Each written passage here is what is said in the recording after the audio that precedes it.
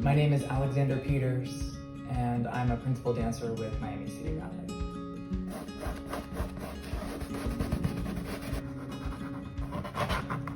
We're here today in my apartment, which also functions as my studio space where I'm able to paint.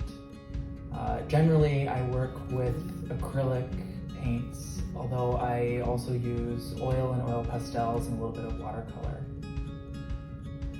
If I'm starting something new, I usually will lay down a couple strokes of color and sort of map out maybe some sort of overarching composition to what I'm imagining in my head, but I don't necessarily go into a painting with a preconceived final result.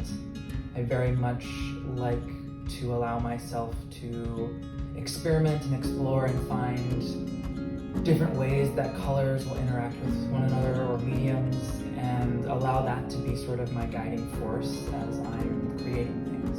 My tendencies are to create things that are primarily abstract, but there's a lot of geometry and color and contrast and something that is familiar and yet unfamiliar. Any sort of art requires taking risks and failures. I actually have a lot of canvas with what I would call sort of failures on them, and sometimes I'll just set them aside and then I'll come back to them later and paint something over it. And in reality, I found that the layering of paints create a whole other dimension where there's texture and a little bit more depth and something more interesting on this two-dimensional plane that adds another element. I do encourage you to take this extra time you've been granted to explore other facets of your own creativity. It doesn't necessarily have to be painting.